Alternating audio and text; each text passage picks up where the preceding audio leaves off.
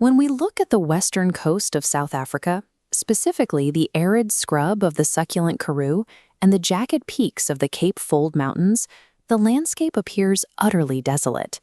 A traditional safari looks right past these dry rock formations, scanning the horizon for large mammals. But if we adjust our lenses and push deep into the narrow sandstone crevices, we find entirely different ecosystems hiding in the shadows. Welcome to the micro-safari. Down here, the landscape is ruled by endemic species. An endemic species is an animal perfectly adapted to and found strictly within one specific geographic area.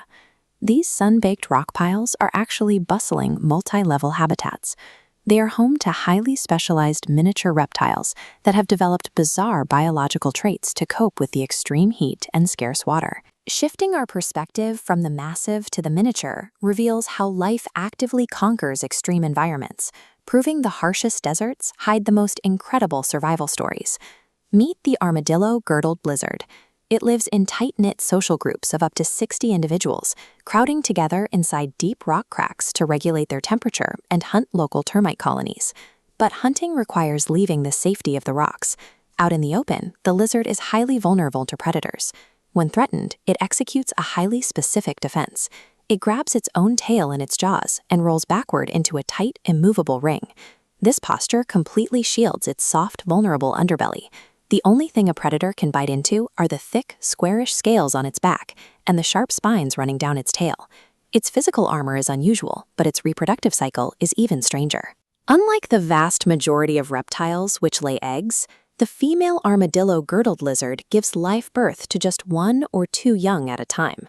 After birth, the mother may even actively feed her newborns, a level of maternal care that is exceptionally rare among lizards. To survive the brutal conditions of the Karoo, this reptile abandoned the typical vulnerabilities of laying eggs in the dirt, adopting mammalian-like physical defenses and close-knit family structures to keep its offspring alive. Further down in the dust is the speckled tortoise. Out of all the tortoise species on Earth, this is the absolute smallest. Fully mature males only grow to a straight shell length of 6 to 8 centimeters, easily fitting in the palm of your hand. Notice the front feet. Unlike relatives with 4 toes, the speckled tortoise has a specialized 5-toed front foot and a distinctively flattened shell. That flattened shell allows it to squeeze deep into narrow rock crevices, while the 5-toed feet provide the necessary grip to scale steep, uneven stone.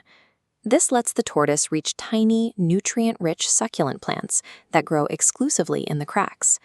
Extreme miniaturization allows the speckled tortoise to access a private food supply, thriving in a biological niche that larger grazing herbivores physically cannot reach.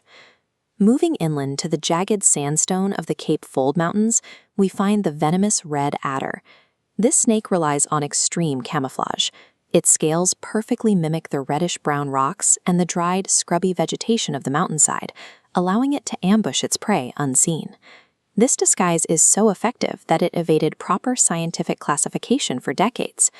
Biologists constantly misidentified the red adder as other local vipers, only officially recognizing it as a unique species in 1997. The red adder is proof that the wild still holds highly specialized, undiscovered secrets hiding right in front of our eyes. These specialized traits come with severe risks. The speckled tortoise is now classified as endangered, and the armadillo girdled lizard is near threatened. Their populations are dropping due to habitat destruction from agriculture, increasing road traffic, and a history of illegal poaching for the pet trade. Poaching these specific animals is a biological tragedy. Because they are hyper-adapted to the exact humidity levels and specific succulent diets of the Karoo, stolen specimens rarely adapt to captive environments and almost always die. These sun-bleached outcrops function as intricate, ancient biological cities, sustaining specialized life within every sandstone fracture.